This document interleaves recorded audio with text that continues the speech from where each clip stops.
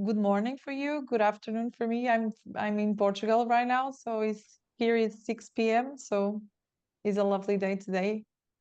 So my name is Mar. I am a clinical psychologist here in Portugal. I'm also a body psychotherapist in Bodynamic. That's the lecture we will talk today. And I have other trainings. As all psychologists, we are in trainings for the rest of our lives. So I have somatic experiencing training also. I organize these two trainings in Portugal, and hopefully we will start on Spain again this year, also organizing. So I'm in the field for maybe 16 years active, because I worked on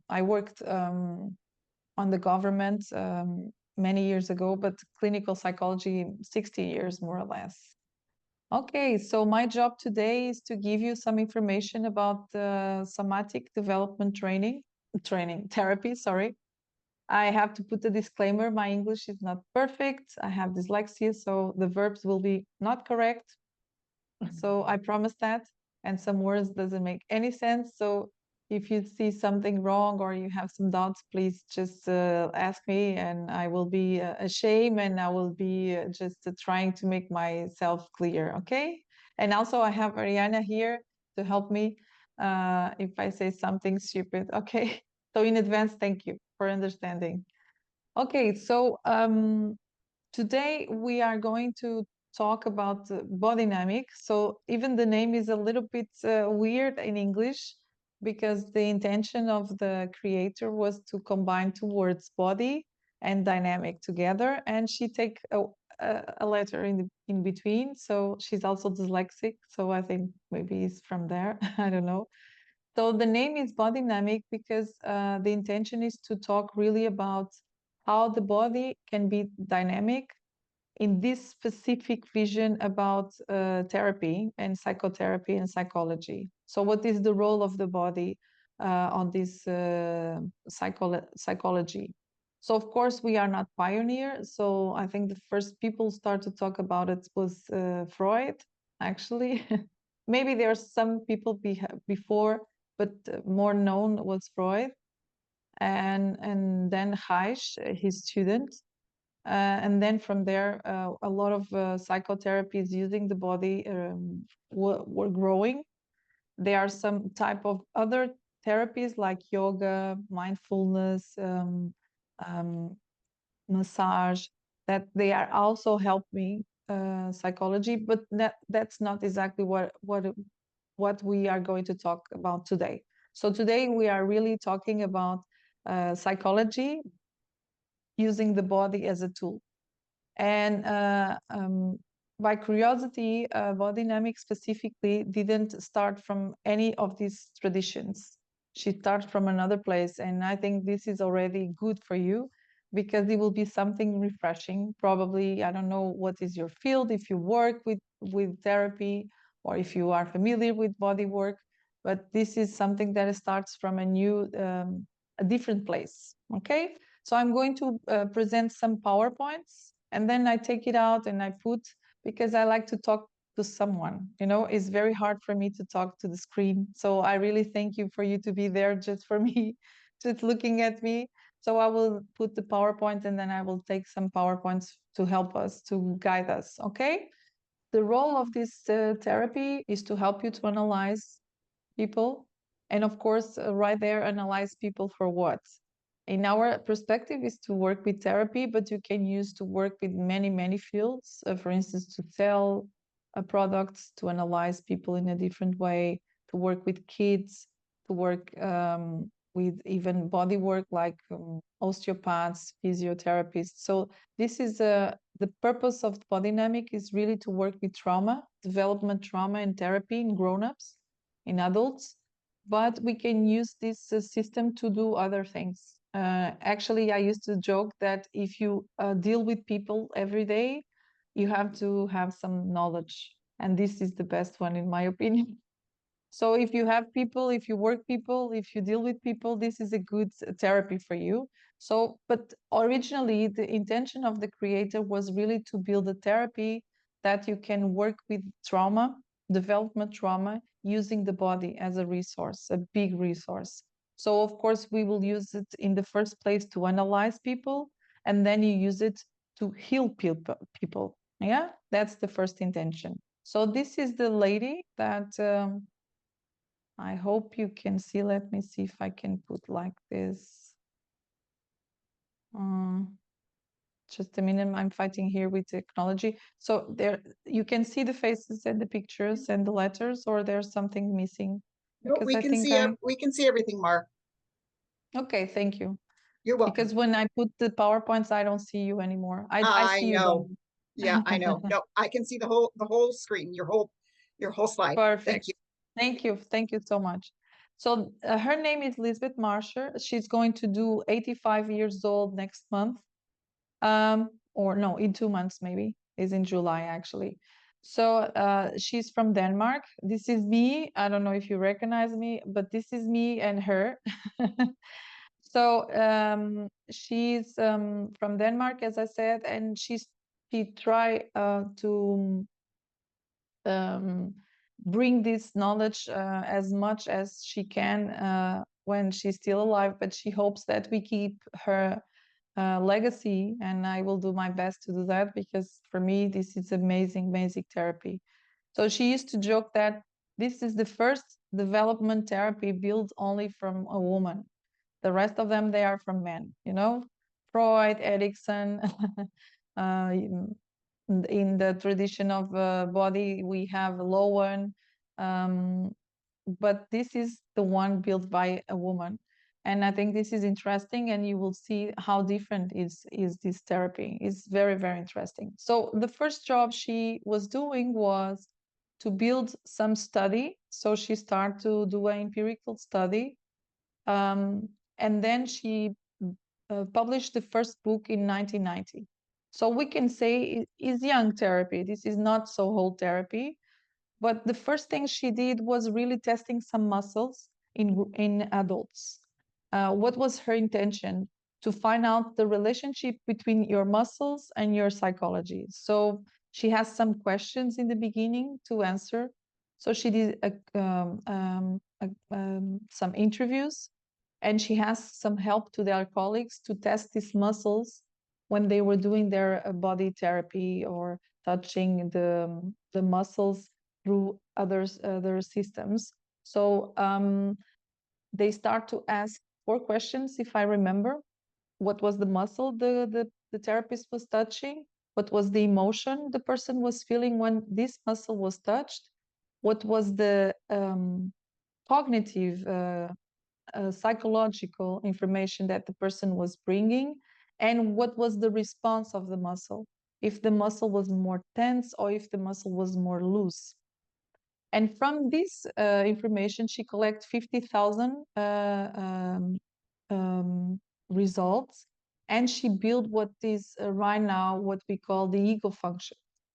So the ego functions, the name is known, I think, in the world, but more or less is what you need to have in order to be a very healthy adult. You know, it's all the functions that you have to learn in your childhood, and you build these functions, and you will be fulfilled of many, many skills. So in the end, she studied the grown-ups, and she studied these muscles, and she started to make some matches. And after 85% of the results, she found out that more or less these muscles were always bringing the same issue. For instance, every time you touch the pectorales, the issues were around self-esteem.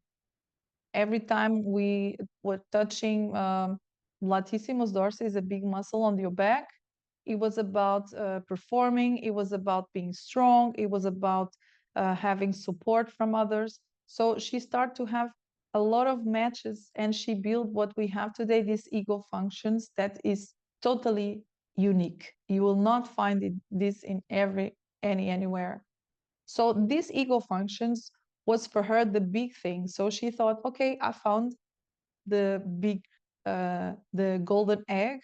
So now I'm going to teach this to the therapists, so they will know from now if the person will have an issue on this muscle. Maybe if we work with this muscle, we change this kind of issue. So let's say I come to the office and I have issue with my self-esteem. Let's try to work with this muscle, pectoralis, and then we will see some changings on the clients. So then she had these 125 muscles with these subtitles. So she knew all the information from different muscles. But the problem was it was very difficult to explain to therapists, and it was very hard to make it simple. So she found out that was not yet enough. So then she was thinking, okay, I need to find a way to teach this to psychologists. So I need to go and find when the child activates this muscle, in which age. So if I ask you, those who are here with me, when you think the child used these pectoralis, with what, with which, what age the child you think activates this muscle? And you can say something. You can turn off the mic, or you can even put on the chat. What age you think, Donna? Thank Young. you. I mean, when we start to crawl, right? Because Mm-hmm. crawling on Mm-hmm. our hands and knees, right? So yeah. Mm-hmm. So I think it's going to be very So young. 1 year, maybe? Oh, less than that, like 6 months. Interesting, Donna. So that's a big difference. So one thing is when the body is having the muscles, so we're born with all muscles, thank God, and we use it, but the child is not using for a movement consciously. So for instance, scrolling, we use a lot this muscle, the trapezius, and we use the hips, but not so much this one. This one, the small part, we start with 2 years old, and the bigger part, we start with 5, 4, 5, so in different ages. So that's a key word. When the child use her body consciously, with conscious, you see the English? So then Elizabeth went to what we call these places when we observe child. Is not an office. I forgot the name. If you remember some name, is when you observe children. Playground. On a playground. Huh? Playground? No, it's a scientific place. When Oh. is a scientific place that you observe children. So she went to see and analyze these babies from zero. What it means zero? She was studying babies in uterus with some doctor in echoes, and then she studied until 12, more or less. Then she studied some teenagers, but not so deep as this frame of ages. So she takes some pictures daily. She was observing every day different child, different ages, and the muscles. So she was having so far the muscles and what is information, psychological information about the muscles, and then she put the last information, what happens with the child when he activates this muscle. So then she was building this bodynamic system with this observation. So one of the things we have as a commentary from our students is this therapy and this knowledge is so concrete that sometimes it could be overwhelming because we can see it in our own bodies and in the clients and even in the children. I will explain how later, but you will see how concrete it is, this knowledge.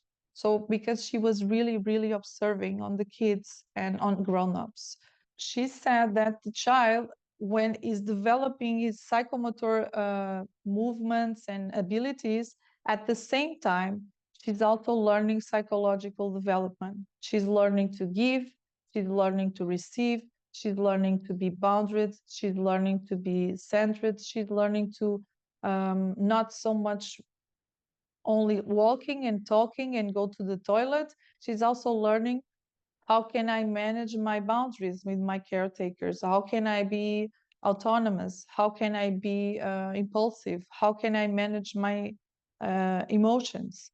So she find out that this is working at the same time. It's not separated, you know, it's working at the same time. So she really believed that, and we also believe that we grasp the world with our body before we give some interpretation, analysis, words.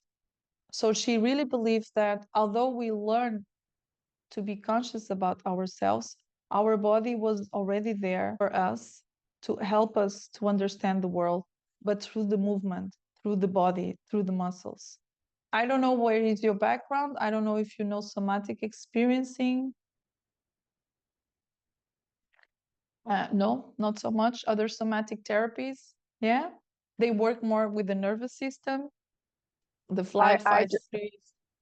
I just finished Nicole. the somatic experiencing training, and yeah, this is speaking to the same theory where touch is the first language comes up quite a bit in the somatic training. So thank you.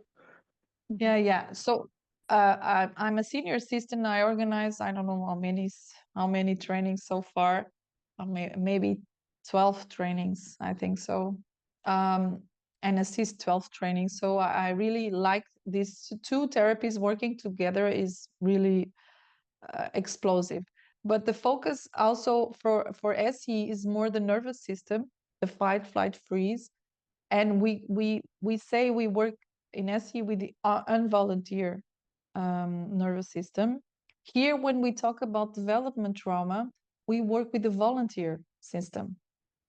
It's like your body wants to do the movement, but you can hold it. Your body wants to do reach out, but it cannot do it. So this requires some choices, some movements. And choices doesn't mean from the cognitive prefrontal area, because the baby can make some choices with 6 months, 7 months with the body. So I learned, for instance, to say no. Now I can ask you, when you think we learned the first time to say no, what age you think we learned to say no? Try to guess. No? Donna, I'm counting on you. Huh? No. Oh, that is the first word out of babies' mouths, isn't it? No, Yeah. I didn't say saying, but learning. How can I, where, when is the age that I learned for the first time to say no, but not verbally?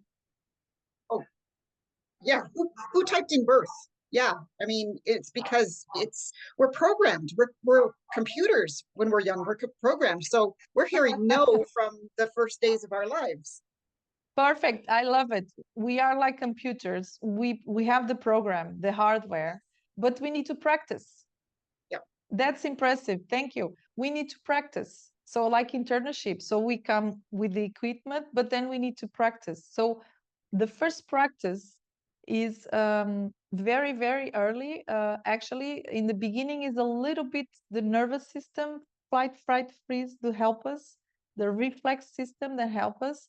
But then soon with 2 months, 3 months, the baby start to active doing with the body, spitting the milk. That's the first action by saying no. So then the baby even use this muscle here. We have orbicularis hori, is a muscle that we have around our mouth, that the baby conscious give an instruction to the lips to say no. So the body is already there, matching with the brain conscious, but there's no thinking as we know thinking. You see? So that's what she found out. Okay. So far we have already a lot of information. So I need to give you this storytelling for you to understand what is this coming from. So the body was helping the child to grow every step, every stage, using the muscles, using the body. And then we give some subtitles. Yes, so far so good. I hope so. So then Lisbeth found we have overall 7 stages in the child development. Some of them, they overlap. So the first stage is starting with 3 months of pregnancy, and then it goes to 3 months after birth. Then we start with 1 month, the next stage, and so on. I'm going to talk a little bit more detail in some minutes, but it's for you to have an overview. But I want to go a little bit back. So Lisbeth was first building the connection of the muscles with the ego functions in adults. So then she found these 125 muscles with many information of psychology. And then she went to study the children to see when these muscles and these learnings start in the first place. So to give you an example, so the baby starts to learn centering in the womb. So these are the 11 ego functions that Lisbeth found out in the beginning when she was touching the muscles of grown-ups, and she found these 11 ego functions. And these 11 ego functions are functions that we need as a grown-ups to work to. Some of them probably are already in your field, in your world, like grounding. We talk a lot about grounding, centering. Here we call energy management, but we can also call emotions management, social balance, connectedness, positioning, cognitive skills, gender skills. So all these functions are connected to our muscles, and we learn these ego functions in the first 12 years of our life. So I used to say that ego functions are the information of the school of life. So when you go to school, I use this metaphor. When we go to school, we should learn languages, story, philosophy, maths, how to do basic skills. And this is the same metaphor from psychology. So when we go through these 11 stages, the purpose is to learn all these ego functions, to learn to be bounded, to learn to have center, to learn to have grounding. So this was what is very an amazing thing that Lisbon found out. Yeah. So what this has to do with trauma, with development trauma. So after she found out, okay, this is what we should learn in the childhood.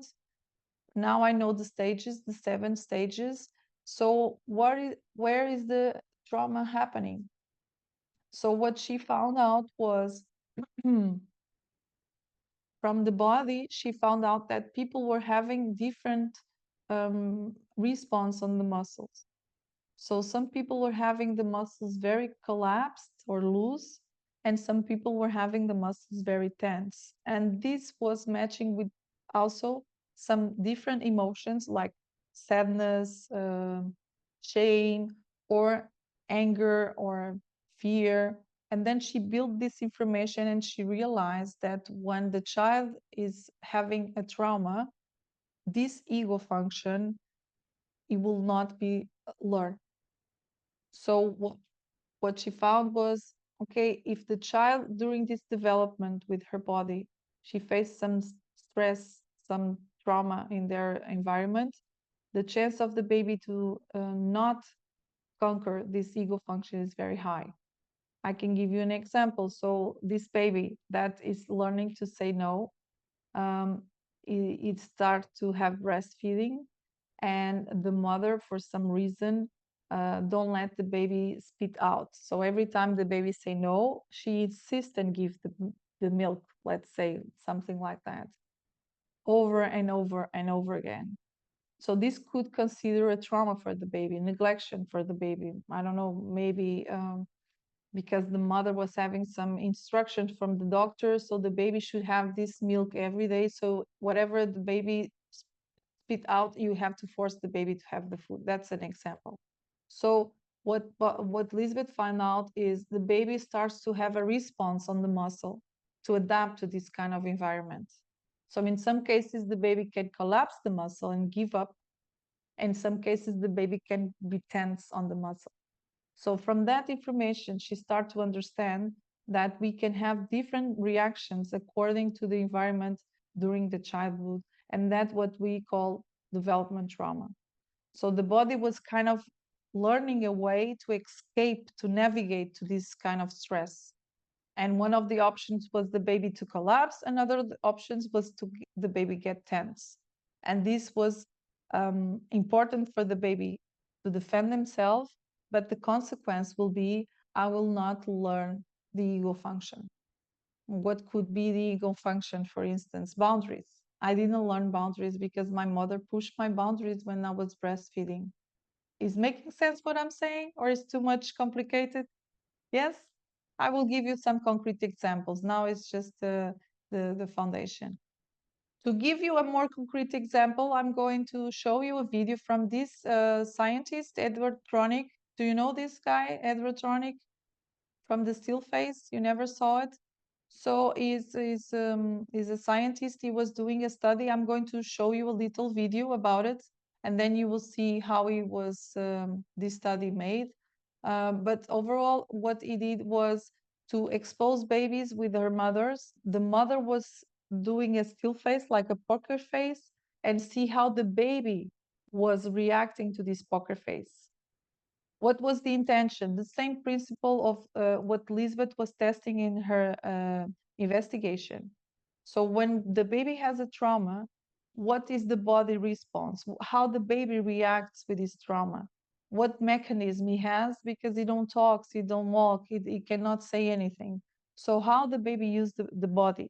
So this scientist was kind of proving the same thing that as Lisbeth, and is a very huge fan of our therapy. So I'm going to show you a little video. Emotion is critical. He Sorry. suggests that children learn. New scientific findings suggest that the process isn't what many think it is.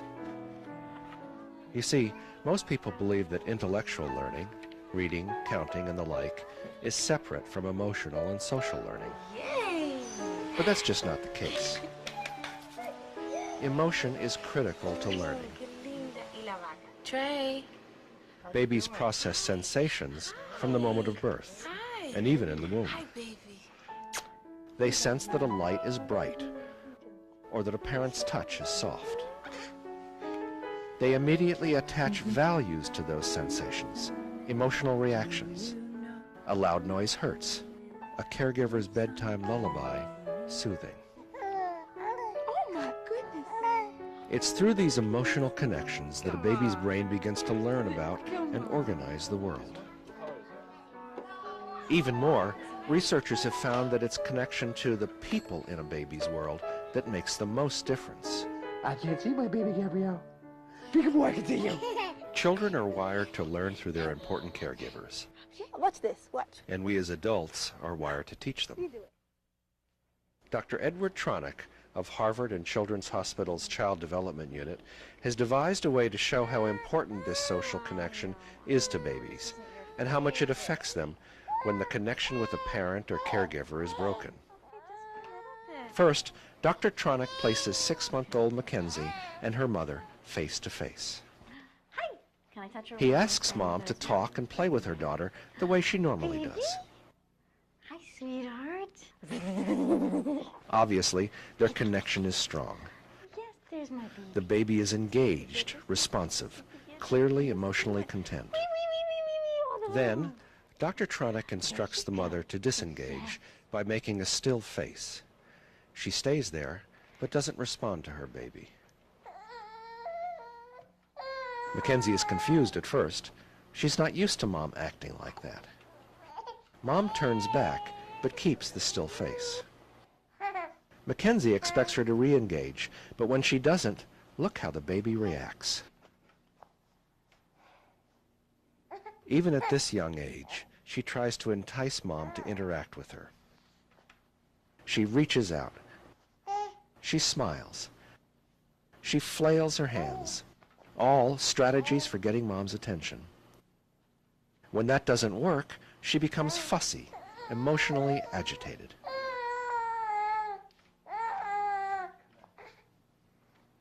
And finally, she just gives up.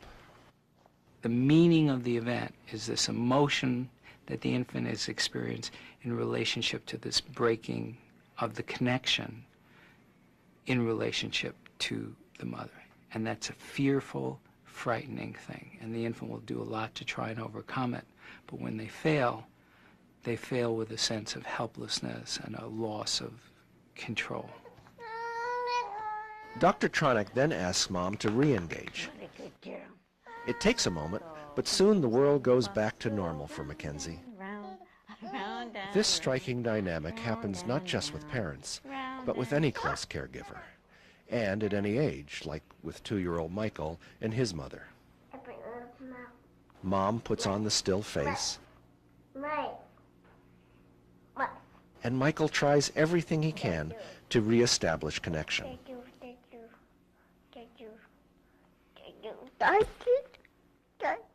When he fails, he falls apart dramatically, just like the younger child. Children also have another reaction. Watch when Quincy's mother disengages. He becomes distraught, then more and more insistent, and even physical. But when Mom re-engages, the connection is re-established. You did it. Yeah, I did it. And Quincy goes back to being his normal, happy self. Want to talk on the phone? Children are resilient, and breaks in close connection happen all the time in everyday life. What are you doing? What usually then takes place in good relationships is this reconnection that we've seen. And we know now, looking at the interaction, that there are only maybe 20–30% of the time is the interaction perfectly, quote unquote, perfectly in sync. The rest of the time is sort of, you know, you're in sync, you're out of sync, you're getting back into sync. And that's really what I think is the key process, which is getting back into synchrony. Dr. Tronick believes that the process of disconnect and reconnect is not only normal, but positive. When you reconnect, one of the things that can happen, not always, but some of the time, is that you create something new. If you create something new, you grow. And babies are about growing. In the sequence of this video from this scientist, it confirms a little bit what Lisbeth found was when the babies they have some stress, some kind of challenge with their caretakers, they try to use their bodies to fix it, to manage. And some of them, they try for some minutes, some time, and then they give up. And some other kids, they persist. And why? You will ask me, why? I will tell you in some minutes why. But so far, what we found out, there's a relationship between this response and the impact on the body, on the muscle. So then we have many muscles in our body, they learn different responses according to our traumas. So in some simple way, it means that it's like our body tells a little bit about our development traumas. And this is something that we teach to our students, to see the body. Of course, we have some exceptions like injuries or like accidents or even biological body irritants. But overall, we can really analyze the story of your life through your body a little bit because of these responses. And then we have to make also careful that shock trauma, an event, is not enough to do a development trauma. Shock trauma is like the name, a shock. Is a moment. Actually, SE, I think, is very, very good therapy for shock trauma. Is when something happens and it's very intense, it's very fast, and you have to manage in one moment. When we talk about development, is like every day. It's not only today. Is like today, tomorrow, next week, next month. Is very often. So it's not the case the baby don't try one time. It tries one time, it tries 2 times, it tries 3 times. After a while, he learns, okay, life is like that. For instance, this example we saw in the video, if the baby tries 3 times to reach out to the mother, and if you go to see these videos, you put still face on YouTube, you have many videos that you can explore. you will see a specific one that is with twins. That is impressive. The father is doing still face, and one twin is trying to reach out, and the other twin is giving up. So even in twins, we have different experiences and reactions according to the same behavior of the parents. So what we found out is really that the babies, if they have this persistent trauma, environment, stress, they will find a way to use their bodies as a helpers. And of course, if they are doing something with the body that could be giving up or holding back, dancing, the baby don't have the chance to learn the ego functions. For instance, if I'm so busy to give up to reach out to my mother, I don't learn connectedness because I didn't reach out for her. I learn every time I have something to ask to her. I know that it doesn't matter if I cry, if I reach out like this baby, she will not come. So I give up. So I go in the world believing I cannot ask anything to anyone. I will not have it. So even my arms cannot move and say, can you give me this, please? And it looks like stupid, but when we do some sessions in therapy, we say to the person to role play, and she says, my arms cannot move. Not because there's something wrong, but the action is not easy for the person. So Lisbeth really found this connection with the body and the muscles and how this impact your development when you are a child in different ways, in different muscles, in different stages. And this is really, really a very customized way of seeing people because we really know each muscle according to the stage and the situation. And what we see also is when we think to heal trauma, development trauma, we need to take in consideration that if the person was collapsing and giving up, or if the person was holding back and tensing, because it requires from us a different approach. We need to talk. We need to do different work. We need to do different connections, even different energy from us as a therapist. And also, those who don't work with therapy, we can understand people better, our partners, our colleagues, and the biggest resource, we can really see children in a different way according to the muscles and response before they talk. We can really work with kids very well with this approach. Okay, so far you have any questions? Did you understand or you want to ask something? No? Okay. Good. So I'm going to use an example of a stage, the first stage of our life, for you to understand how is this development trauma in Bodynamic. And then, of course, if you want to know the other stages, you need to be with us a little bit more longer. We will have some trainings in Canada and another ones in Florida. That then we cover in this training all the stages, all the 7 stages, to teach you every muscle for you to know about your own traumas and even for you to work with your clients. Another thing that I think is very important is nowadays we need to have more skills to work with therapy. As you know, the world is getting more, I don't know if it's more, I was not here before, but it looks like complicated. And we are full of information on the web, full of cognitive, emotional, even somatic approaches. And we need to be more complete as professionals. So working with the body is something that is really on the here and now. The clients are really asking this information because it's not enough. Cognitive is not enough, even behavioral therapy is not enough, emotional therapy, and also spiritual, they are very fulfilled.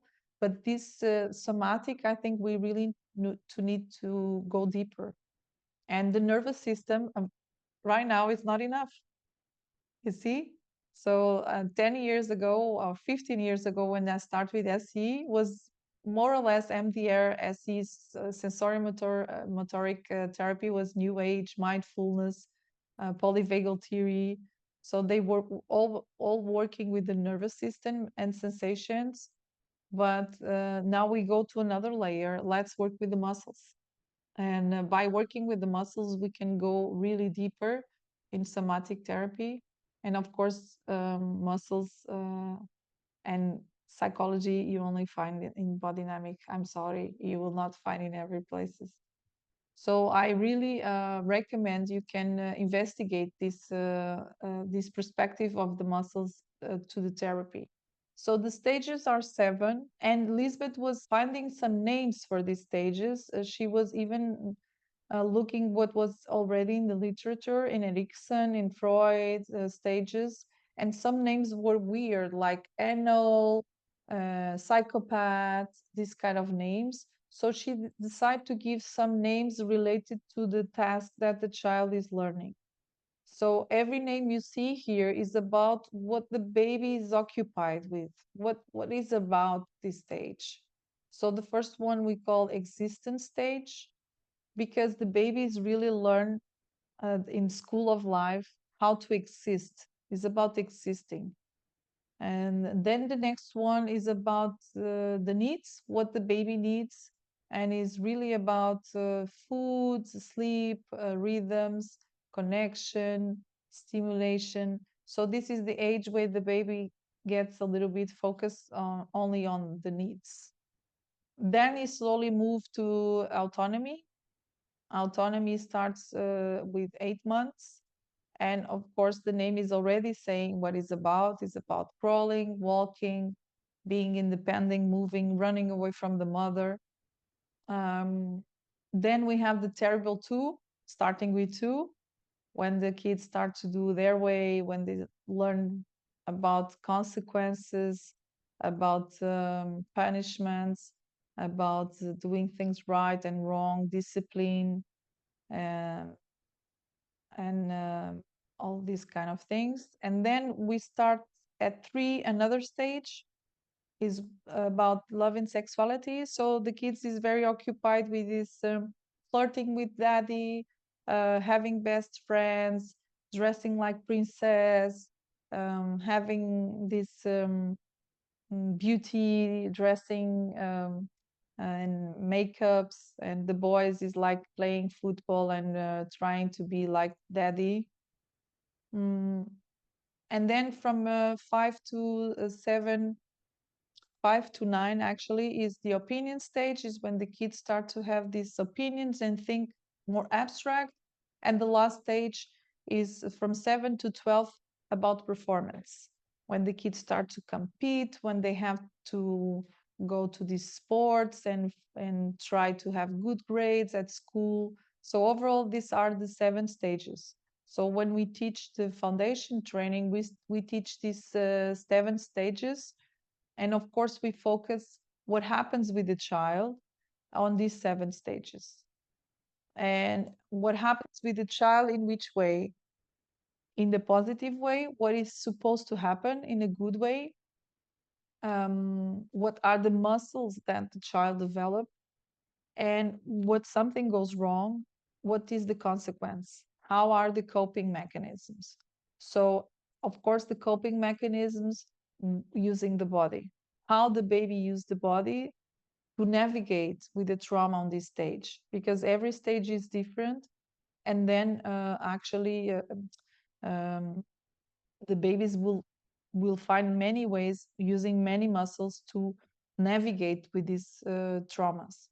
So you will have 125 muscles that will show you, and even if you study a little bit more, you can see a body map, and you can see from this print of the muscles picture what was the traumas that this person probably had. So you can build a very accurate hypothesis just looking from the map. What is the map is the technical test these 125 muscles and put on the website program, and then you can print fully a map with all these 125 muscles, and then you can see from the results already there, build your hypothesis that a person can have a trauma on this stage. It looks like a little bit sometimes psychic, because you can look and you can see, okay, I can see you had the trauma when you were 3 years old, because I can see the muscles of your 3 years old are not are too much collapse or are too much tense. Yes, this is interesting way. So, and then from these stages, the babies will have some traumas, and some of them will collapse and some of them will get tense. And you can ask me why babies collapse and other get tense response or pushing away. Do you have any imagination that you can share with me why you think this happens differently? Maybe I can count on you, Donna. I will give you a extra supervision for free because you are so collaborative with me. Well, I come at it from a different spin. I'm a quantum human design study and practitioner. So from the lens of quantum human design, I would say it's based on what your chart says, who you innately are, who you came here to be, dependent on what's active for you, what's not. So those people who just, I call it turtling, right? They jump back and they don't want to, no. It's because of innately who they are meant to be, the way that their body was programmed when they came here. And then others are the fighters. They're just innately built to be the ones to stand up and say, okay, so that's nice. You born a fighter already in the womb. You are there. Dun, dun, dun, dun, dun, dun. Right? Okay. Some babies just, they're in there, they're busy, they're kicking and they're moving and they're, so. Okay. So in our perspective, you are not totally wrong. So we have our personality and we inherit some ancestors things, Yes. genetic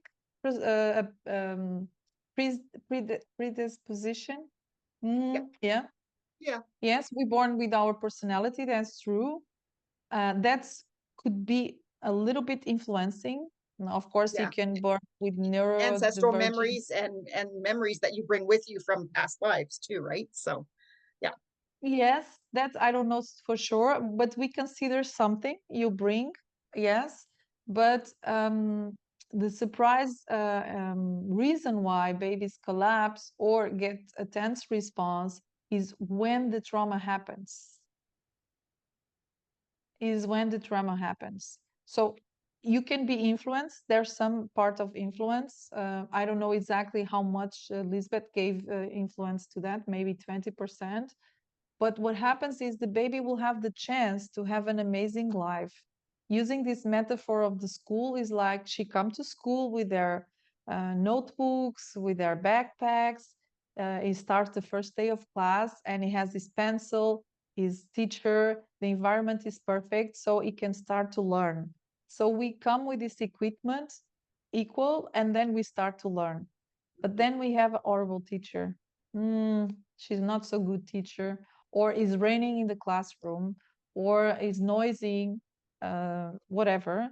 So what Lisbeth found in her study was if the trauma happens in the beginning of the stage, the baby will choose to collapse because his body is not yet so strong, the muscles are not so responsive yet, and emotionally is not so strong to fight back. So if the trauma happens in the beginning, the chance of the baby to collapse is very high because you don't have any reference. So he will give up easy. Is the first option. So you saw in this video that the baby was trying to smile to mommy, come, and after a while, it was so stressful that he gave up. To manage his own emotions, to manage his own pain, on rejection or Maybe he gets empty, like blank, because he's overwhelmed. Maybe the flight, fight, freeze started and he gets dissociated. So if it happens in the beginning, the baby will respond like giving up. In the other hand, if the beginning of the stage was good, the child was learning. Okay, I can reach out, mom is coming, I can come, I can call, I can do something. So the baby has the chance to learn, but then sometimes trauma happens in the end of the stage. Then the baby will tend to push or hold with the muscles. Why? Because he knows he has the right to reach out, but he knows that the mother today is not coming. So I'm upset. I give up to ask, but I know I can ask. I used muscle before. I used this experience before. I know it, but I will not use it because a question of dignity. So that's another principle we have in Bodynamic. So the baby needs to feel two big principles: connection and dignity. In the beginning of the stage, the child is more focused on connection because he's starting.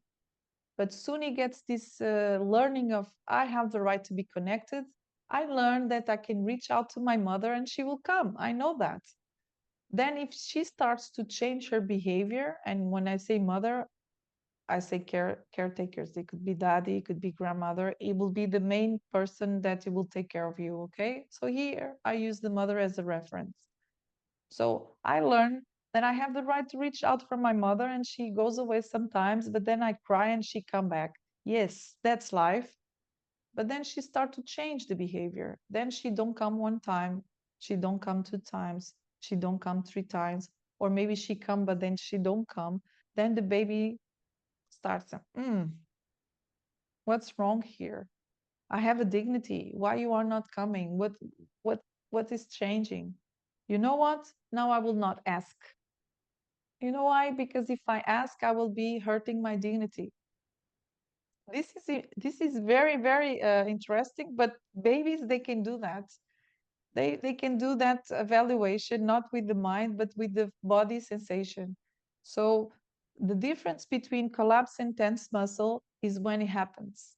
It's not because of the parents, it's not because of the personality, it's because when the trauma happens. Saying that about collapse and tense muscles, so if we look to this graphic, we will see that every stage has a window, and of course we cannot put this window like in the middle, but we can have a reference that if the trauma happens in the beginning of this window, the baby will use as a coping mechanism to redraw, to give up, to use the body to get shut down.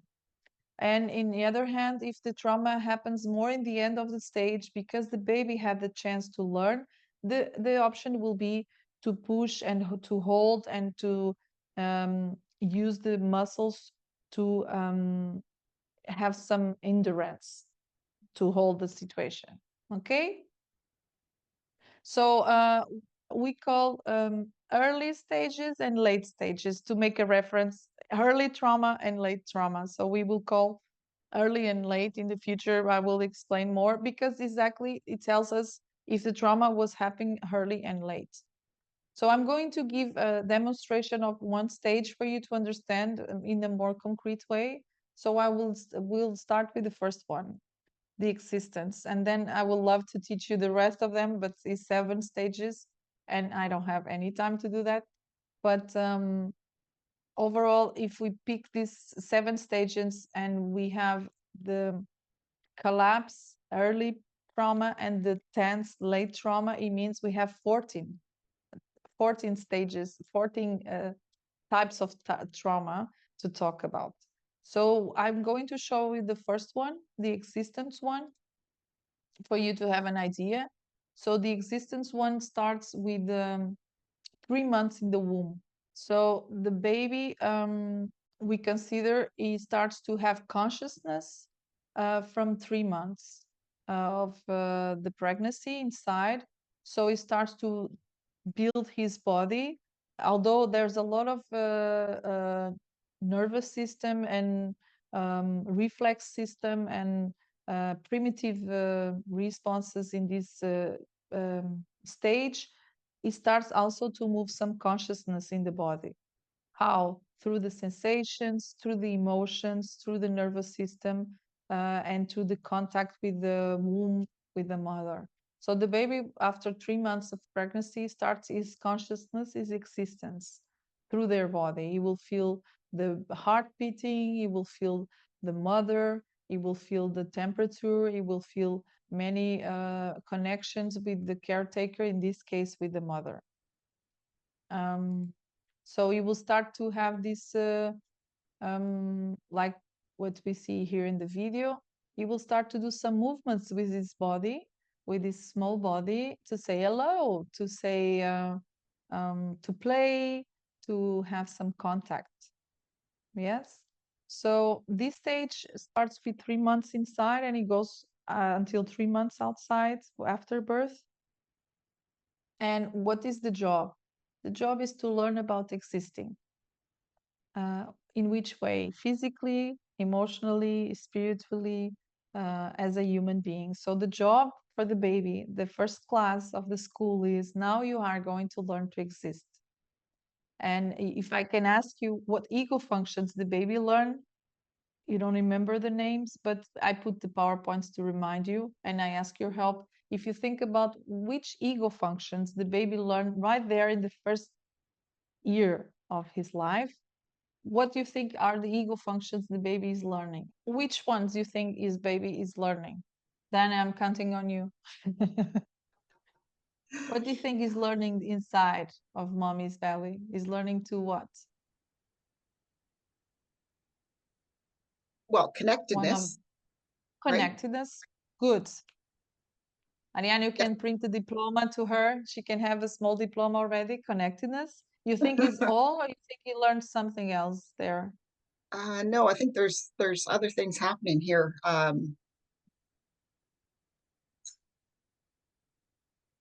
I'm thinking positioning.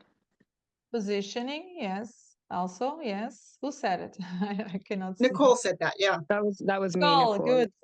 Because when I put the PowerPoint, I don't see your faces. Yeah. Or let's ask in another way. What are the ego functions that you think the baby is not learning on this age? Gender skills.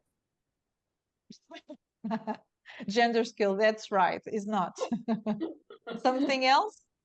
Interpersonal skills, I don't think. Perfect. Well, Perfect. I mean, I suppose we could argue that point, but Donna, the biggest ego function we learn in the womb is interpersonal skills. Can you believe it? Is the biggest ego function. Inside of this bubble of water, we are learning to deal with people already. Can you imagine if it doesn't work well, how it is your future as an adult? Yeah, that would be tough. Yes. So. So unfortunately, I have to admit Freud was right here. Mommy is very powerful because she's the main teacher. The school is already on her control, on her body. And whatever happens there, the baby will learn this ego function interpersonal skill. He learns all of 11, except gender skill. He learned 10 of these ego functions. He learns all of them. He learns boundaries, he learns energy management, he learns position, he learns all of them in his body, in some muscles. But the main ego function that occupied main in quantity, let's say, not in quality, is interpersonal skills. So there I have my first class, how to deal with people, you know? So I hope it goes well, because if it goes wrong, we are in trouble. Yes. So the job of the good class is to learn this ego function. So what could be a good class? An amazing mother with no traumas, with no stress, with no diabetes, with no problems outside, you know, amazing environment. So the baby is like paradise, learn everything. But you know, that's not reality for all of us, huh? Unfortunately, life is not so beautiful. So sometimes the mother struggle with issues, and don't get me wrong, it doesn't mean the mother is struggling with issues intentionally. So she can has a virus, she can has an accident, she can have um, some problems, financially problems. She can be in Ukraine or some places in war. So the mother carries this baby and she tries to be the best, but sometimes is not the case. Even having diabetes, it could be traumatizing for the baby, even if the mother really loves this baby, you know? So the body of the baby starts to feel through the sensations, to the cord, umbilical cord, through the sensations of the mother, through the uh, temperature of the uterus. From these sensations, the baby starts to feel the first connection with the person. She starts to have the first relationship. Yes. So what could traumatize the baby? All of these things. So the baby, unfortunately, he don't separate. Okay, mommy is busy with taxes. You know, now Trump came and do these taxes, and mommy is stressed with this. The baby cannot see that. He only feels in his body there's something wrong. So what the baby could do, what is his mechanism to cope with this stress?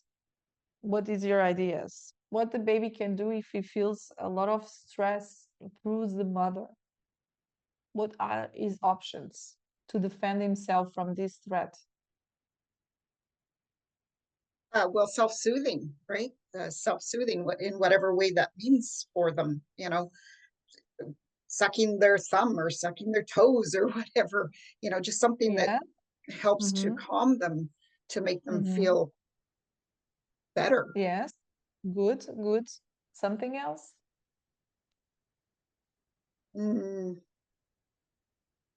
Crystal, you can help me also. If you have an idea, I can see you are a good thinker. I like Well, to share. I Yes. have a child. I have a child. They're grown now, but I'm trying to bring myself back to back to pregnancy, back to when they were little. So yeah. This is common sense. This is common sense. So if the baby Yeah. has his body, and his body is the way I connect with my mother, if I feel stress from my mother's body, what can I do to defend myself from this? You know, if I have 4 months of pregnancy, maybe they cannot sucking, they cannot self-soothing. What a 4 months baby can do to avoid this stress? I don't know. 4 months. you know but how for instance, my connection is through the cord. So what can I do? I'm very little inside. What can I defend myself from this connection, stressful connection? Maybe pull away from the cord or contract, try to Exactly. escape Very good. somehow. Exactly. Of course, in the beginning, there's more water, but I will avoid to contact the walls of the uterus. I will contract this area of the stomach. I will sleep a lot because food food is a way of contact. So if I don't lose so much energy, I don't need so much food. So food, I will not take food, and I will not take cortisol or whatever hormones she has on the uh, system. So the baby starts to be very quiet. And of course, I'm doing this movement impacts the way his bones are developing. Can you see? Yes. So if you imagine a baby with I even have this image, a baby with 4 or 5 months, what is the body area that you see on the 5 months baby, 4 months baby? What is the biggest area of the body? Well, the head, right? The head, yes. So it will collect a lot of energy on this area of the head and not so much on the extremities. Yes. So this is how the baby will manage. And of course, people is not so safe. So that's my first lesson of interpersonal skills. Hello, welcome to this world. You know, people are weird. That's the first lesson.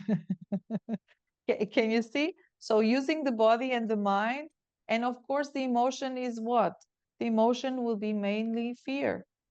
Yes, because the baby will feel, oh my God, my existence is in danger, because the baby cannot separate the difference between the stress is my mother is stressed with my father, not with me. I take personal in this age. Yes. How many of you say to your friends, come on, don't take personally in interpersonal skills? Huh? That's a big job. It comes from there. We are in trouble. We need to fix there. Can you see it matching the points? Yes. So then the trauma starts to happen. If the trauma starts to happen in the beginning, the baby will have this more difficult development. So it will be a baby that the body will be more skinny, and it could have some torsions on the bones, because it will try to adapt to not touch so much, and it will sleep more. So it will be a more skinny, more quiet baby. It will not move so much. It will be his way to use his body to cope with this stressful environment. On the other hand, if you have a case that the pregnancy was okay, but the trauma happens more in the end of the pregnancy or outside after birth, it will be different. So the baby has the chance to live an amazing journey. He was so connected. Everyone was full connected. The mommy was amazing. I love my mom. I love myself. I'm so full of life. I'm big, I'm fat, everything is perfect. But then something starts to be stressful. You know what I see a lot from mothers and from stories of my clients? The mother gets stressed with the birth in the last month. She started to get more fear about this issue. Or in my case, for instance, when I was a baby, my father wants a boy and my mother was sure I was a girl. And when my time to come was coming, actually I born 28th of April. So for this time in 1980, she started to feel, oh my God, I cannot hide this secret anymore. She will come out and my father will see it.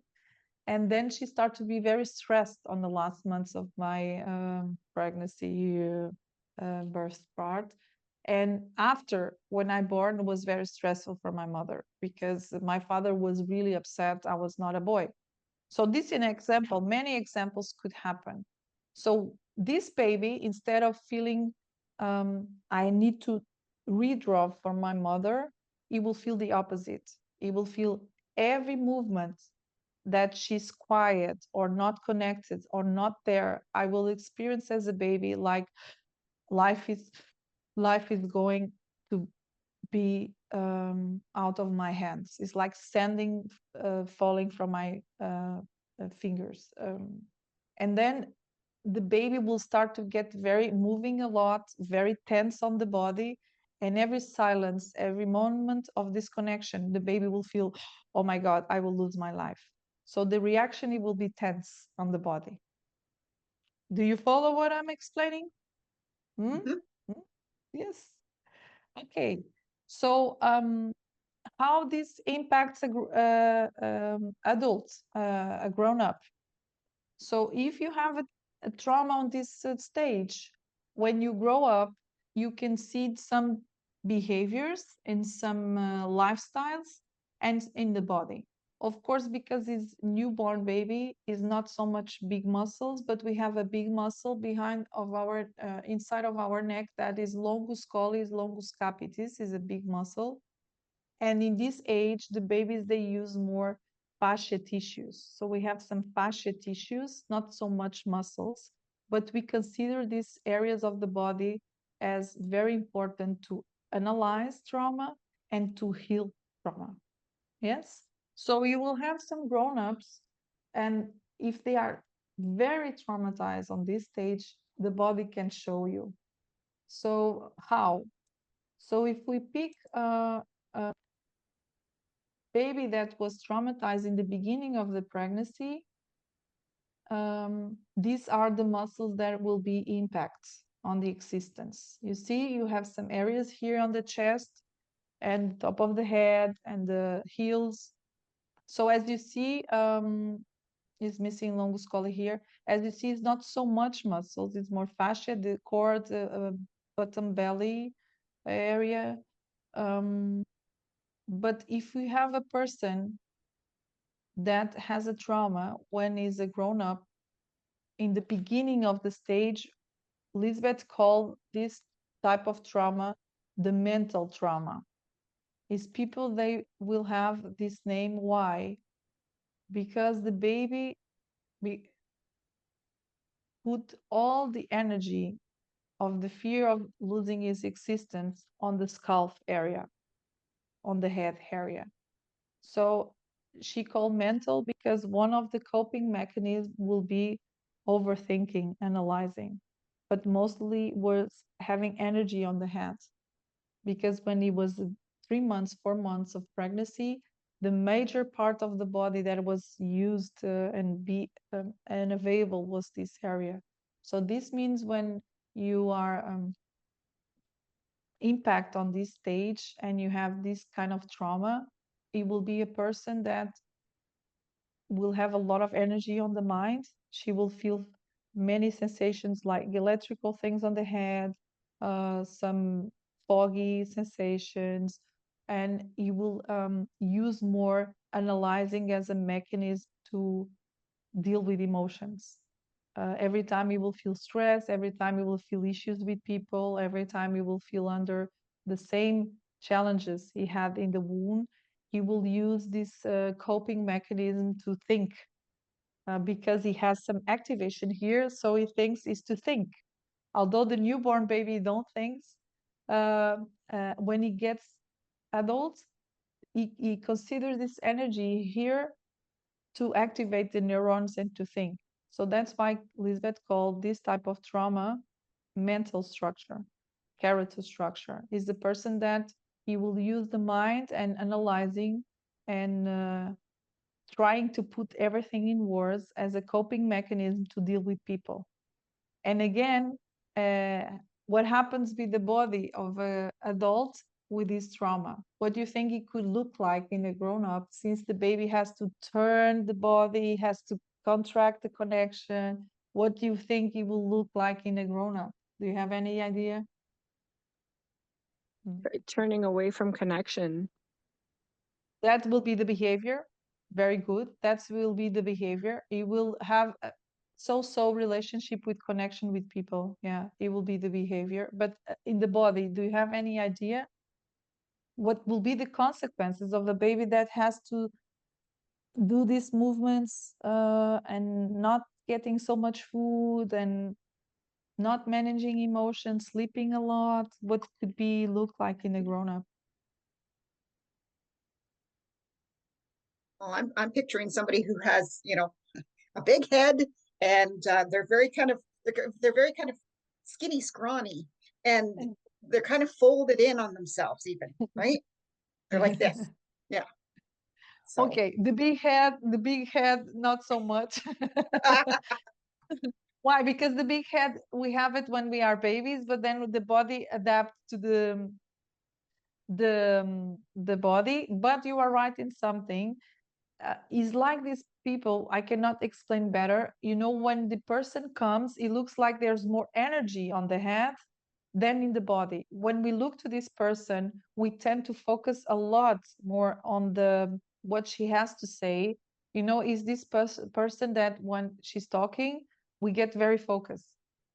And of course, it's very skinny body and is more long arms, more long legs, and he has some scoliosis and torsions on the bones, because that was the challenge for the baby, and he can has this imprint. Of course, we have layers of trauma. So if I'm talking about a very huge example, like the person is 90% traumatized, so we have many layers of being with some trauma. So if you have less than 50%, you cannot see with your eyes. You have to ask questions and you have to look to the behaviors.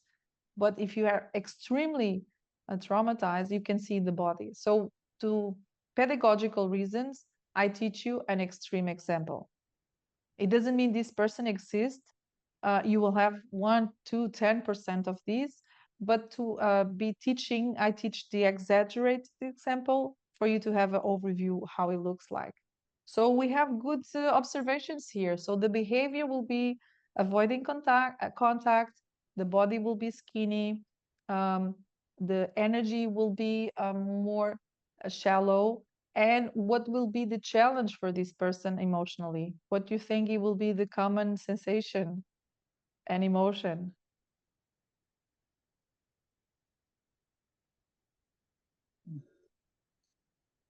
Well, I mean, they're not going to want to stand out. They're going to be the person, who More acting, more discreet, more they don't want to be shy. seen. Yeah, they don't want to be seen So much, yes. And of course, people, if they are too much loud, too much stressed, they will remind her mothers. So they will feel like, I like you, but can you please calm down? Because then I have to go away. You know, uh, by teaching a lot of trainings, I see, this person that she loves the content of the school, of the theory, but she starts to feel sleepy. Suddenly she starts to feel sleepy, like sleeping. She don't knows why, because the training, the people are very loud or very noisy, so they caught themselves feeling sleepy because it's overwhelming, the connection. So very good, very good. So when we will study this, we will teach you all the imprints in the behavior, in the emotions, in the body, and even we have some key sentences these people say to have some hypotheses that probably the person had a trauma on this stage. So in the body, you will see this more quiet. So you see, you are very good.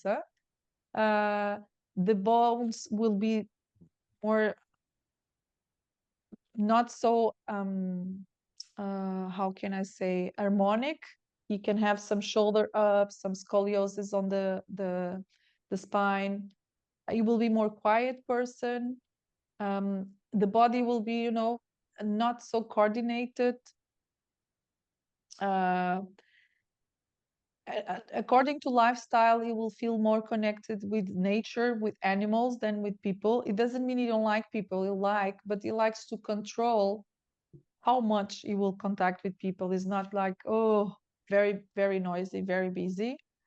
So he likes um, to get more mental contact, cognitive contact, and he has this existential terror to be annihilated. That's some things that we know so far. We know more things, but that's some information I can give you now about some key sentences kids they can say, is like, I am my thoughts. Descartes is, I think, therefore I exist. They love to share ideas. They like to be more in the nature, meditating, more quiet. If I can pick someone to represent this, I will show some person like Gabor Mate.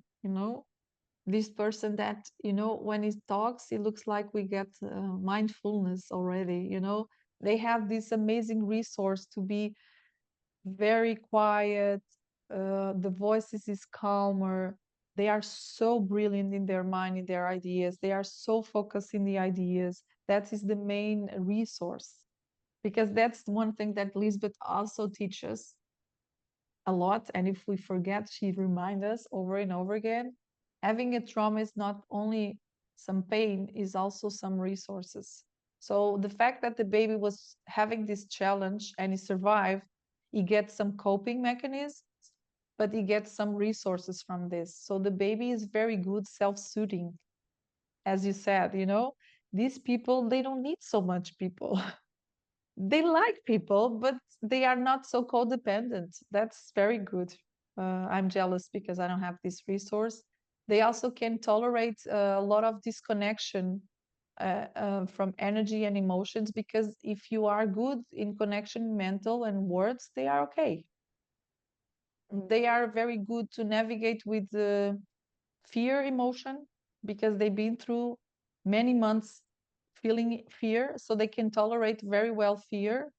They are not so good with other emotions, like anger, for instance, but they are very good on that. And they are very, very intuitive people, because they are a little bit with a feet on here and the cosmos. They are very intelligent. They are very bright.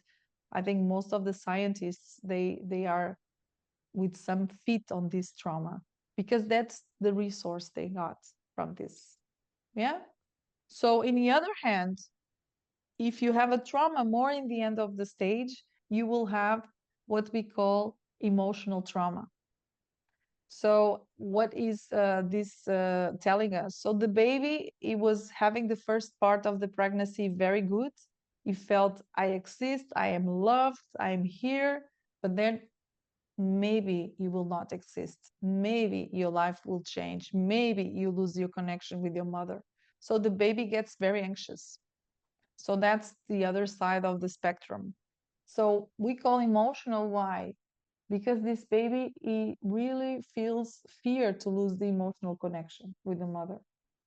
So he cannot tolerate absence. He cannot tolerate silence. He cannot tolerate contact. He cannot tolerate any separation. So he's very anxious for separation. So how is the body of this baby? Is like a little, how can I say, cooking, how you call it when you cook under pressure, this cooking pressure. Pressure cooking cooker. Pressure cooker. Is like with a lot of pressure inside, like is a baby that feels like, oh my God, I cannot lose connection. I am emotional, so I know how it looks like. So in the body is not so, the body you cannot see so bright as you see in mental, because you can see my body, you cannot see it. But we will have a tendency to have a large neck. You see, I'm skinny, but my neck is very large. So we will have a large neck, and we will have a lot of energy in some blocks here, energy, not energy. So is a baby that is more dense baby. So the body will be more energetic. I will have an archetype to tell you. We have in the website the Hulk. Hulk is our archetype. Is like the person is very Joe Rogan. You see the style of Joe Rogan? Yeah. This neck large, this bull, this body very energized. This sensation that you have, if the person explodes, it will be aggressive. You know, I'm sorry to say that, but we can be very intense if we feel disconnected. So in the end of the day, it looks like we are opposite of mental. We are so emotional. Yes. So our body will be a little bit more tense. So we will have a lot of energy. One of the things we can see is the neck is very expressed, and the eye contact. We have an eye contact like we are grabbing people with the eyes. It's very aggressive. You know, it's like this eye contact is very, very strong. And what is the lifestyle of this person? Is a little bit opposite, a little bit, no, too much opposite of the mental. They love contact, they love to talk, they love connection. They cannot tolerate silence. And for instance, for me, meditation is painful. Especially if it's silence, meditation is very, very painful. So they get very desperate to lose contact. They also they don't like to be interrupted. They like to be often in small talk connection and be with people. That's the lifestyle. So in interpersonal skills, they are also bad. So mental, they are bad in interpersonal skills because they avoid a little bit. They are more shy. These ones are, you know, these people that we say is too much. You know, this person that is too much noisy, is too much is too much talking, too much grabbing, too much noisy. So both of them, they have issues on interpersonal skills, but in a different way. Can you see it? And in one hand, the muscle is collapsed, the other hand, the muscle is tense. Can you see that if we have to work with this person, the trauma is the same, but we have to work differently? You know, mental, they need to learn to have connection without feeling fear, and emotional, they need to learn to not have connection and not be so desperate. And of course, we have to work with the body and with the muscles. So I will have some exercise to show you a little bit. I hope I have time. I think I have 20 minutes left. Is it, Ariana, or not so much? No? Yes, 20 And minutes. so these people that had a trauma on the existence in the later time, they will have these kind of sentences, these keywords. They will say like big words like always, never, forever, amazing, huge. They tend to generalize. You never call me, you never answer to me, you never love me. You know, they feel this, they feel this experience in a very big words. They tend to be very obsessed with emotions and not so much with facts and cognitive information. So contrary to the mental is more obsessed with the facts and words, and emotional, they are more focused on emotions. So they tend to say, this is what I feel, and doesn't matter what you are telling me. If I feel sad, that's what I feel. And they also say this kind of observation: if I show myself really, people backwards, people cannot handle, I'm too much, I'm overwhelmed people. Um, if a mental has a connection with the emotional, that often happens a lot. They tend to be very attracted to each other, and a lot of marriages are built from these two structures because they look to complete each other. So the mental is very good with words and thoughts, and emotional is very good with emotions and feeling alive. So they tend to attract to pick. We joke that the mental is a head without a body, and emotional is a body without a head. So they try to complete each other because mental, they like this aliveness, and emotional, they like someone to calm down my head. So they tend to get married a lot. But when they fight is a huge issue, because the mental tend to be very factual and not consider emotions, and he tried to avoid the person if she starts to get very hysterical. And the emotional, they like to be in contact, but they are so obsessed with the feelings. For instance, the emotional says, you never put the dishes on the washing machine. Never, never, ever. And the mental comes, yes, I put 2 times this month, you know, with this quiet Gabor Mate voice. Yes, of course, here. And then the emotional gets more on fire, like, what you are saying, you don't. And he said, yes, I put 2 times, you know, a little bit like repetitive. And then they start to really don't understand each other. And then the mental say, factually, I put 2 times this month, so never ever is never. And she say, you know what I mean? I'm telling you, never put, you know what I mean? And he said, no, I don't know what you mean. And they keep going this fight, you see. And the intention of the emotional person is to be met on the emotion, and the intention of the mental is to run away of this person that looks my mother and she's scaring me, you know. So then they don't get along with this fight, and they split physically because the mental go away because they cannot handle, and the emotional get devastated. Like every time I give my emotions, people withdraw. So you see here, they kind of repeat the trauma to each other. Can you see it? So one, mama is going, another one, mama is carrying. So, and they cannot see, it's not personal, not yet. If they don't heal the trauma, they cannot see it.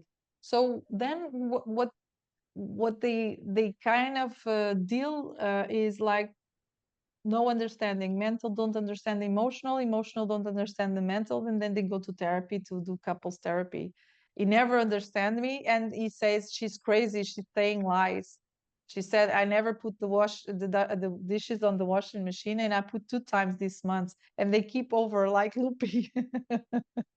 Yes. So this is a very, very often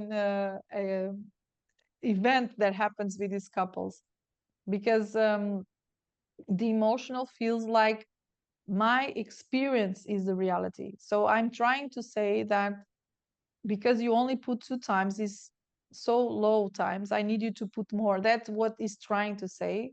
And the mental is trying to use the narrative to avoid that he did a mistake and she's right.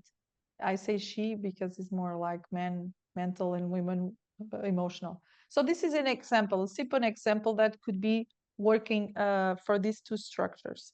So of course, if we have to work in therapy with this trauma with a mental person, the job will be to make this trauma of being afraid of people getting released, and in the other hand, the emotional to tolerate absence and to tolerate distance and to tolerate silence, especially when they feel so emotional. That's overall.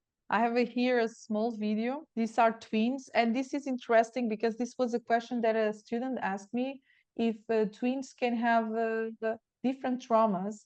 And yes, we know from science that most of the times when they are twins, one twin is more fighting for survival than the other one. So it could happen the baby it could be emotional and the other one could be mental because of what we said, what we explained. And this also gave us the relief that not everything is on the shoulders of the caretakers. Sometimes it's the way of the baby feels the connection from the caretakers that also builds the trauma. So I'm going to show you this small video for you to see these 2 energies. Let's see if I can put here play.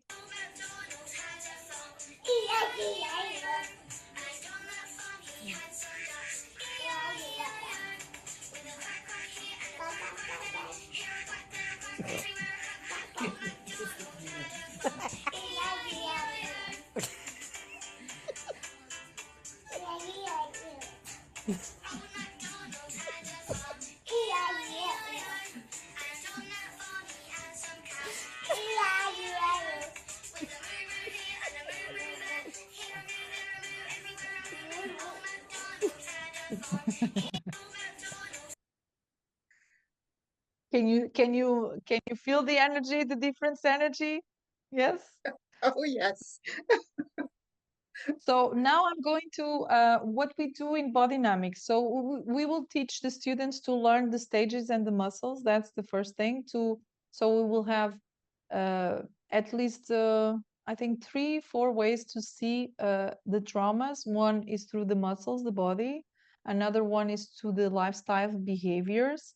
Another one is from the emotional reaction, and another one is from the cognitive sentences. So you will learn these 4 layers to build your hypothesis, because sometimes the body is not so visible. So you need to test from many ways to build your hypothesis. That's the first thing. And then we will teach you how to build these ego functions that this baby didn't have the chance. So how can I help this baby, big baby, you know, the inner child, to get these interpersonal skills back, because he didn't learn. So it's our job as caretakers to teach that now. And of course, if you have children, especially in teenager age, you can also teach them, because teenager is the age that they open this area. And now the recent studies also say that when we are pregnant, we also open again they call the motherhood, that again the character structures are flexible. There's neuroplasticity for us to move these traumas and have the chance to pick it back. So Lisbeth jokes that we are in the end of the day pedagogues, because we are teaching what this baby missed in the classes. We are doing replacement classes. So we need to teach this ego function. Of course, in the existence, the biggest one is connectedness. At least we like to be focused when we think in the baby in the womb a lot about connectedness. Is the ego function that is very touching, yeah, because the baby is so fragile and he's coming to the world, and he didn't ask to come. I think so. I don't know if the baby asked to come to the world. I don't know. I'm not sure. But some theories say we choose to come. Some theories say we don't choose. I don't know. Doesn't matter. But if the baby comes, he has the right to exist and to be loved and to be as much as he can, to have all the classes. Yeah, at least to have the chances to have all the classes. So we also teach during the training some body exercises that we can teach to our clients to start to learn this ego function. So we know where is the muscle. So we can say to the client, we need to practice this muscle in order to make him more available to learn the lesson, the missing lesson to the replacement class. Of course, doing random exercises is not enough to heal the trauma. That's why we need a therapist, because we need the therapist to do the connection and the role play and the exercises to change it. But we can have homework, like cognitive behavioral therapy. We can have some homework. So one of the exercises to work connectedness in this specific stage is through this area I cannot call muscle, because here is a fascia tissue, fascia sternalis. I don't know if you are familiar. Is a place that we have here in the middle of the chest. Is like a fascia, and the baby is interesting. The baby really actively feels this area inside of the womb and outside. If you have premature babies, the political of the nurses, neonatal nurses, is to put the premature babies naked, with their parents naked, and skin to skin, to put the baby lay down on this position with the sternalis in contact. Here, like this one, you see? So the baby feels this area of the sternalis in contact with the chest of the father, of the mother, in order for him to feel connectedness. It's from the body. It's not the case. I have this video here. The father is connecting, you see? But the baby is so not using his body. So the baby is moving, but is not really connected with movement. Can you see it? Oh, the father is a little bit. So the father is trying to connect with the baby, but is not really able to use his body to connect. Even his eyes, you can see, he cannot do it, because his father needs some bodynamic training. Yeah? You see? So the baby in this age, he don't have the control of the muscles so much, so he cannot use it actively. It can start with some eye contact, but if you see, the baby cannot tolerate too much eye contact at this age, because he's still coming from the instinct reflex to the body. So he cannot not use the arms, the legs. Here, the baby only use the neck. If you saw in this video, the longus colli, the longus capitis, and is all. Here is really energetical a little bit, and also skin to skin. So I'm going to invite you, if you want there, first of all, to imagine that you are having a pair of jeans 2 sizes under your size. Okay, you can have some elastic jeans, but imagine you are dressing a pair of jeans very tight, and you tight all the areas of the jeans. So you can feel your thighs, you can feel your butt, and hopefully more or less here, in the bottom belly. What is my intention with this movement? This is a very simple exercise that you can use with you and with your clients when you are doing online sessions, because it's sitting down. And my intention is for you to activate some muscles, especially the psoas muscle and some ligaments in your middle of the legs, that they are not from this stage exactly, but they help you to centering. to be centered, because the muscle psoas is a muscle that we will use later in autonomy. So if you tighten a little bit this muscle, and then you can, after some seconds, relax, but don't relax fully. It's like you have now a pair of jeans of your size. Okay, I just want you to feel the awareness of your center and awareness of this area. Okay, and now I want you to scrub a little bit on this sternalis area. So this is a fascia that goes from the clavicular bone until the middle of your chest, more or less.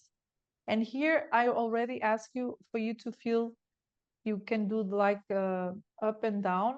If you want so much, if you want more pressure, or if it's comfortable. So here you can already investigate, am I more mental or am I more emotion? Or I am balanced, I don't know. So you scrub here a little bit to activate, and then you put your hands and you just feel what happens. Just contacting with this area of your body. If it's comfortable, if it's discomfortable. And thinking about this stage on your life, existence, what happens here? What is the level of your connectedness? How you feel your connectedness here? Something comes to your mind? Do you feel comfortable? Do you don't feel comfortable? I will love if you have something to share with me. I will appreciate. If you don't feel anything, it's also okay. I see that you start to do this movement. Yes, it's soothing you. You are self-soothing yourself.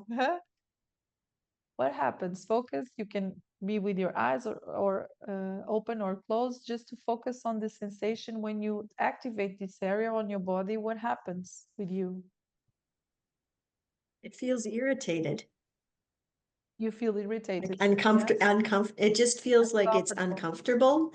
Like there was kind of a, I don't know. There was heat there, but then it was almost like prickly. Yeah.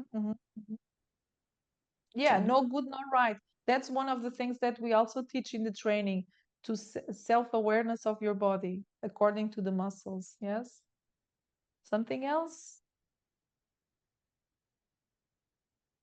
Donna, you are still... yeah, uneasiness. Yeah, it's kind of like, why is that? Where's that coming from? What is that? But yeah, it's like this uneasiness. Yeah. So now we will think about something that we really like. It could be a place, it could be a person, it could be I really like the sun, I really like the ocean, or I really like my cat. I have a cat, she's Bonnie. Clyde didn't came. And then you feel here, and you feel this person here, and see what happens after. Take a time to just feel the connectedness here.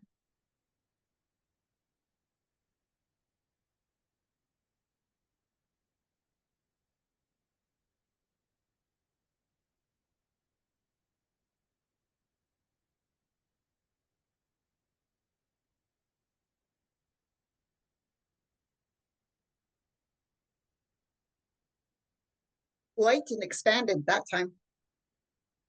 It was better this time? Yeah. Oh, lovely. Yes. Much lighter, much more expansive. Like I could feel the energy of the aura expanding. Yeah. Of course, I was suggesting you. Yes. And the first exercise, I was not giving you time enough to know what I'm doing. And sometimes when we don't know what is the intention, we get a little bit more defensive, if I can use that word. But if you see many people, when they are talking about random things, they say, oh, I feel so scared, or oh, I feel so sad, or I feel so hurt, or I feel so abandoned. This is a very often place we go there. Can you see it? How often we go, especially when we are talking about trauma, is a very often place we can.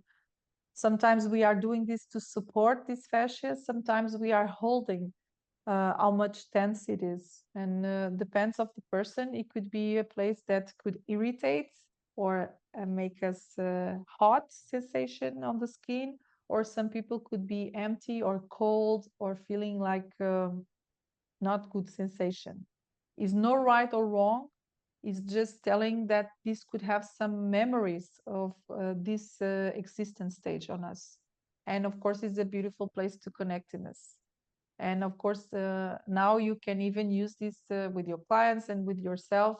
Sometimes I say to my clients, pick these bags of warm water, and you can put here a little bit in your chest, lay down on the couch, because it's a very good place for us to go back, reset, and connect.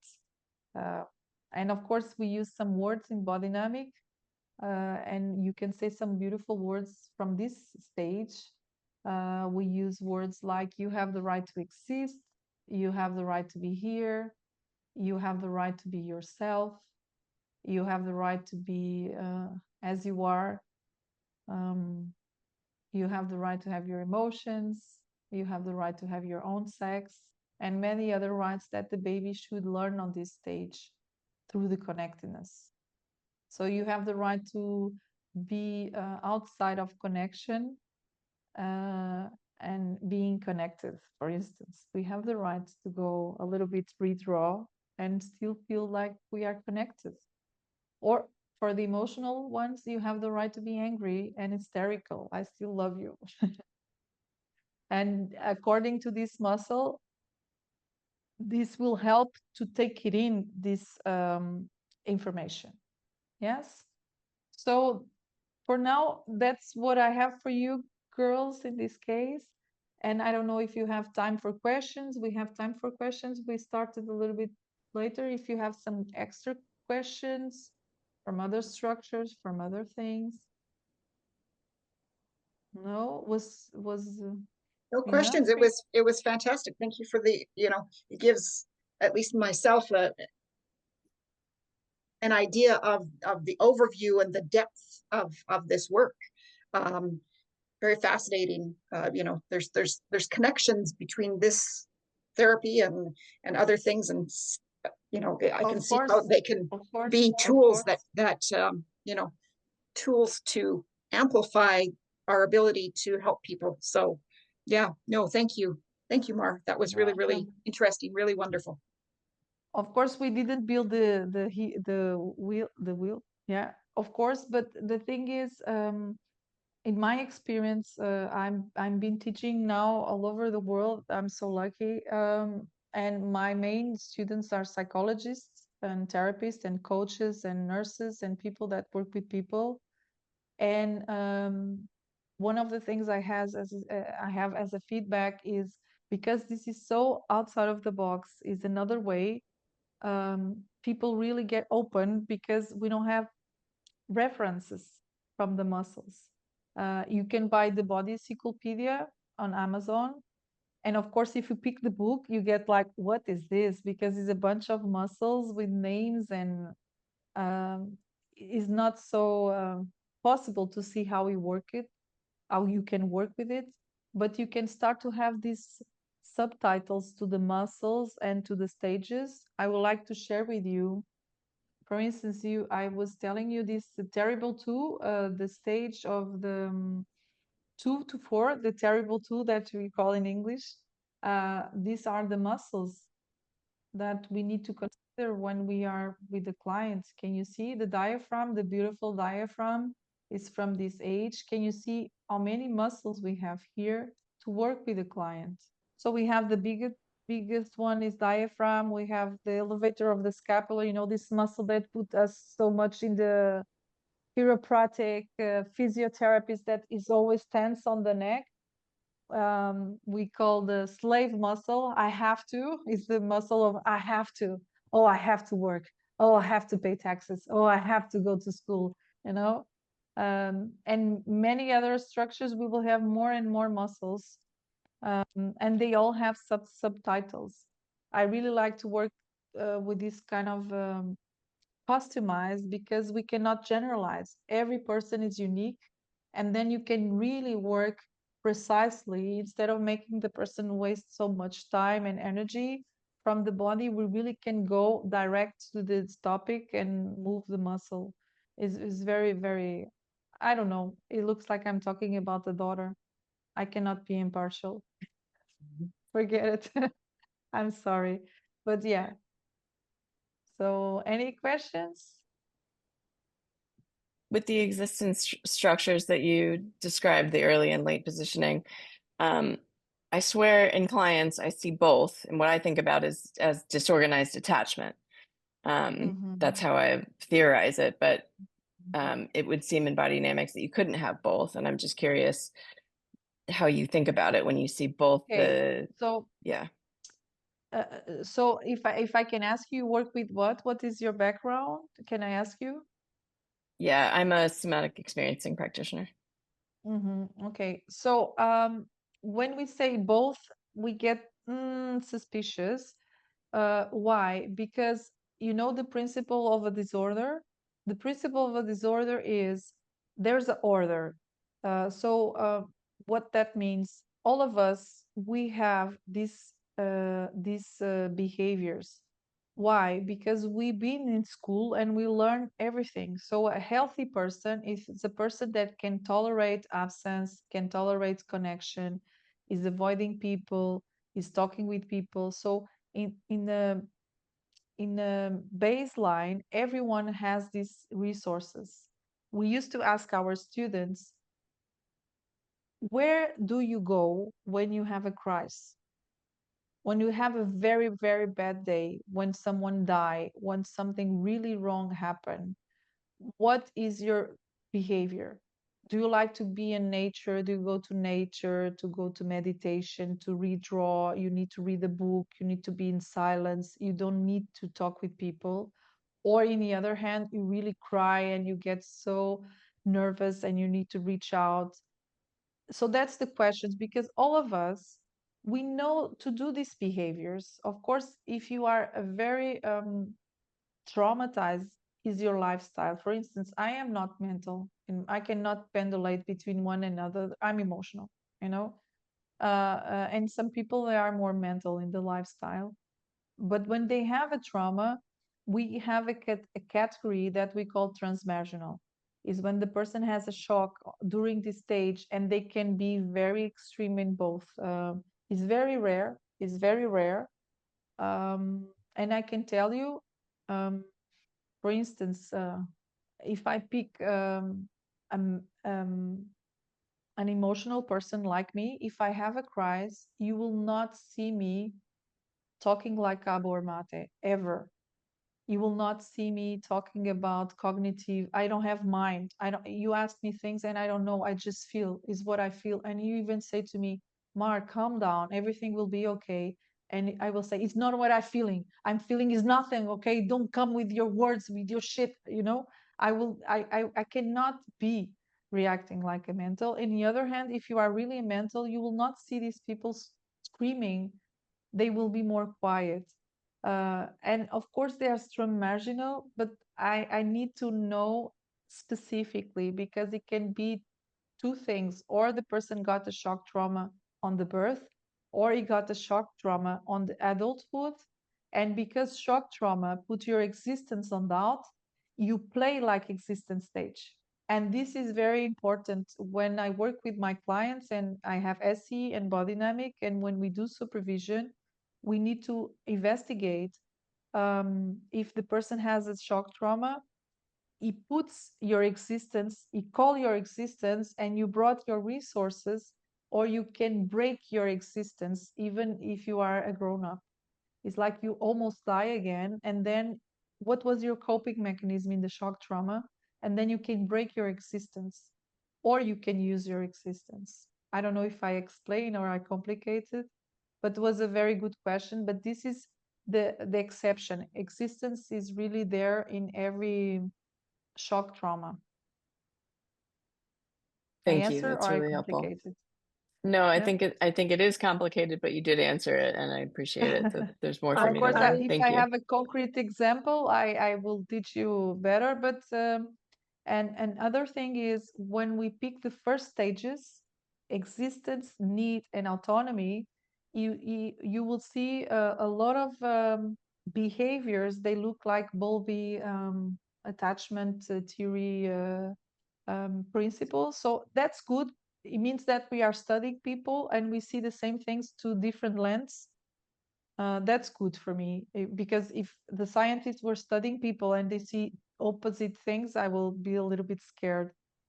So it looks like, but the thing is, our lens is from the muscles and not so much from the mother behavior of the father behavior, is how the baby, through this meeting, he managed with his body. We are not so obsessed with the mother, so how the baby used the body, but the behaviors, the words, and the sentiments, they will match with the bodynamic theory, but we don't have the body muscles, and this is our crème de la crème on the top of the cafe. Thank you. Yes, That's great.